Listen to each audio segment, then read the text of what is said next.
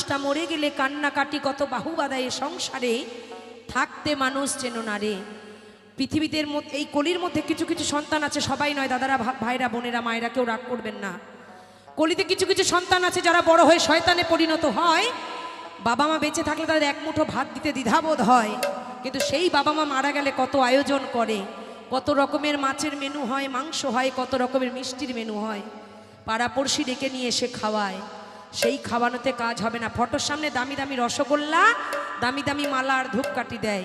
বেঁচে থাকতে ভালো না বাসলে মরার পরে সে ভালোবাসার কোনো দাম নাই।